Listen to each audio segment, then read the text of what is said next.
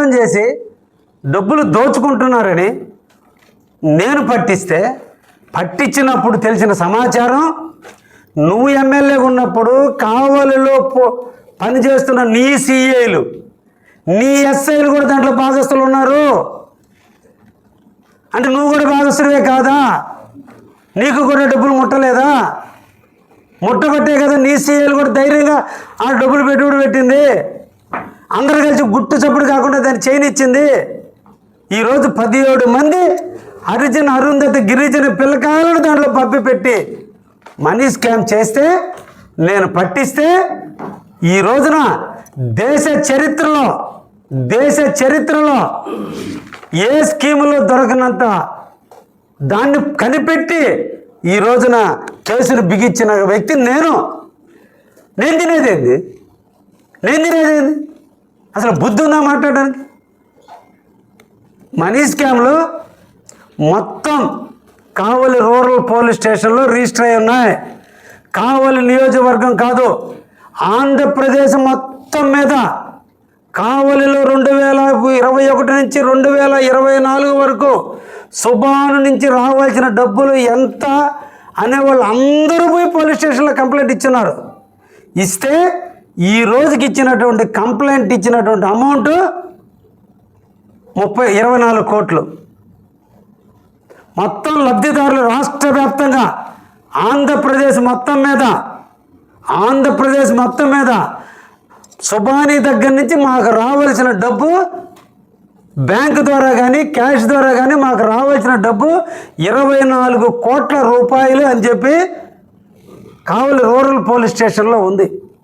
ఇప్పుడు కూడా చెప్తున్నాం, ఇంకా ఎవరికైనా రావాలని ఉంటే పోయి పోలీస్ స్టేషన్లో రాసిమంటున్నాం.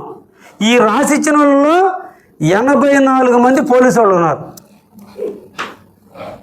సుబానికి డబ్బులు కట్టి మాకు రావాల్సింది పోనీ ఇంకా కొంత రావాలని ఇచ్చినటువంటి లిస్టులో 84 మంది కానిస్టేబుళ్ళు, ఎస్ఐలు, సిఐలు, ఎస్ఐ భార్యలు, సిఐ భార్యలు ఉన్నారు. అంతా కలిపితే ప్రజలు మాకు రావాలని ఇచ్చినటువంటి లిస్టు దాంట్లో దొంగతుందా, మంచిదుందా, తప్పు చెప్పారా, తక్కువ డబ్బులు రావాల్సింది ఎక్కువ రావాలని చెప్పారా తెలియదు. కానీ మొత్తం మీద 24 కోట్లు సుబాను బాధితులకి రావాల్సి ఉంటే, అంటే రావాల్సింది ప్రజలకే 24 కోట్లు అయితే 100 కోట్లు కావ్యకృష్ణ తినేసాడు. 100 కోట్లు కావ్యకృష్ణ తినేసాడు. ఈ రోజున స్పాట్లో పట్టుకోబట్టి బ్యాంకులో 6 కోట్ల రూపాయల డబ్బు ఉంది. ఈరోజు ఎప్పుడైతే వాడు చెయ్యి మార్చడానికి ప్రయత్నం చేస్తున్నాడో హుటాహుటిన పట్టించాం కాబట్టి స్పాట్లో వాడి భార్య, వాడి కొడుకు అకౌంట్లో 6 కోట్ల రూపాయలు ఉంటే ఇమీడియట్లీ సీజ్ చేసి ఈరోజు సీజ్లో ఉన్నది డబ్బు. వాడి పేరు మీద కానీ వాడి కుటుంబ సభ్యుల పేరు మీద కానీ కొన్న ఆస్తులు చమ్మలపాలెం దగ్గర కానీ, సరాయపాలెం దగ్గర కానీ, తెట్టు దగ్గర కానీ ఈరోజు ఆస్తులు ఉంటే ఫ్లాట్లు, పొలాలు కొంటే వాటన్నిటిని సీజ్ చేసి ఈరోజు పోలీస్ కస్టడీలో ఉన్నాయి.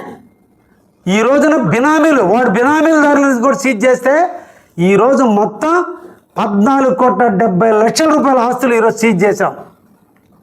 నేను మేసం మీద మేలే చెప్తున్నా. అగ్రిగోల్డ్ ఏమైంది? హిమ్ ఏమైంది? ఒక్కటి చెప్పండి స్కీమ్లో. నేను తొందరలో డబ్బులు పంచబోతున్నా. అది కావ్యకృష్ణ క్యారెక్టర్. అది మా కావలి పోలీస్.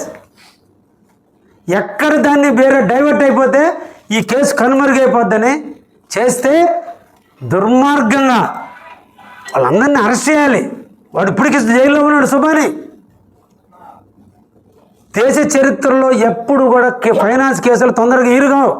విజయమాల్య కేసు ఎప్పుడు ఉంది. కానీ ఈ రోజున మేము కొత్తగా వచ్చిన యాక్ట్ ప్రకారం నేనే దాని మీద విజయవాడలో కూర్చొని సబ్జెక్ట్ తీసి నష్టపోయిన వాళ్ళందరికీ డబ్బులు ఇప్పించాలనే ఉద్దేశంతో ఈరోజు జిల్లా కలెక్టర్ చేత తొందరలో డబ్బులు పంచిపోతున్నాం. దానికి చేత అయితే అండగా నిలవడు. లబ్ధిదారులు ఒక్కరు చెప్పును 100 కోట్లు కావ్యకృష్ణ